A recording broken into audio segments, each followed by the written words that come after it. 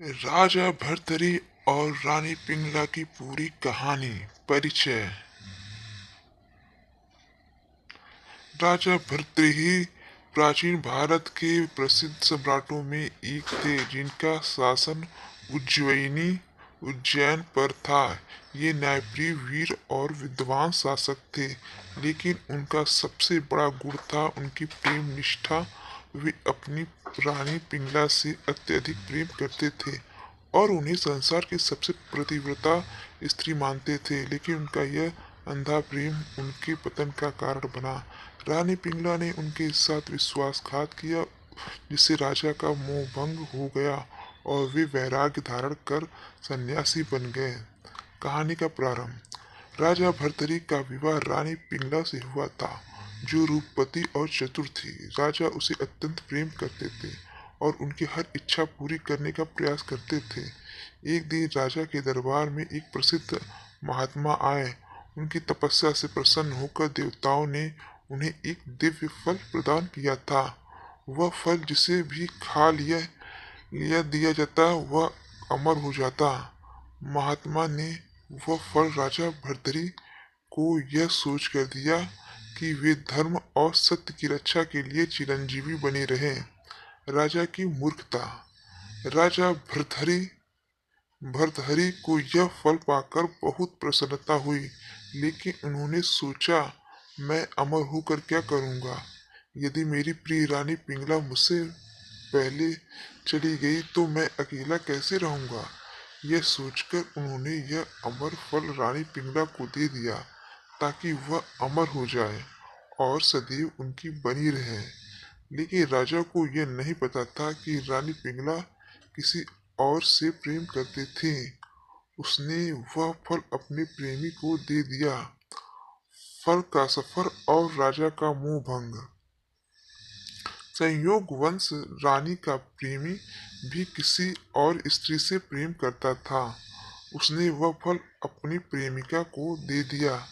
वह प्रेमिका एक नर्तकी थी, जो कई लोगों से संबंध रखती थी। अंततः वह फल एक वेश्या के पास पहुंच गया। कुछ समय बाद वही वेश्या राजा भर्तहरि के दरबार में आई और बोली, महाराज, यह देखिए, यह एक अमर फल है जिसे मुझे किसी ने उपहार में दिया। मैं इसे आपको समर्पित करना चाहती हूँ, क्योंकि आप ही इस योग्य हैं। राजा भर्तरी ने यह फल देखा और तुरंत पहचान लिया कि यह वही फल था जिसे उन्होंने अपनी प्रिय रानी पिंगला को दिया था। अब उन्हें रानी के विश्वासघात का पता चला। वे स्तब्ध रह गए। उन्हें विश्वास नहीं हो रहा था कि जिसे वे संसार की सबसे सती साध्वी नारी मानते थे, वही इतनी छल कपट से भरी निकली। राजा का वैराग्य। इस घटना ने राजा के मन में गहरा आघात पहुंचाया। उन्हें समझ आ गया कि संसार केवल मोह माया का जाल है और प्रेम का कोई अस्तित्व नहीं है।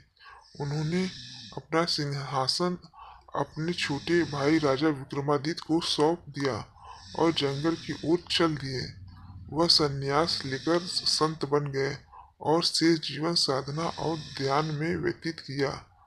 उन्होंने अपने अनुभव के आधार पर नीति शतक, श्रृंगार शतक और वैराग शतक जैसे ग्रंथों की रचना की, जो आज भी नीति, प्रेम और वैराग्य का अद्भुत संग्रह माने जाते हैं। कहानी से शिक्षा। अंधा प्रेम विनाश का कारण बन जा सकता है। दूसरा, मनुष्य को मोह माया से ऊपर उठकर सच्चाई को देखना चाहिए। तीसरा, संस्कार और चरित्र ही किसी व्यक्ति का वास्तविक मूल्य तय करते हैं। चौथा, जीवन नश्वर है, इसलिए भोगों में नहीं बल्कि आत्मिक शांति में सुख है। राजा भर्तृहरि की यह कथा हमें सिखाती है कि प्रेम में विवेक और संतुलन आवश्यक है, अन्यथा यह व्यक्ति को पतन की ओर ले जा सकता है।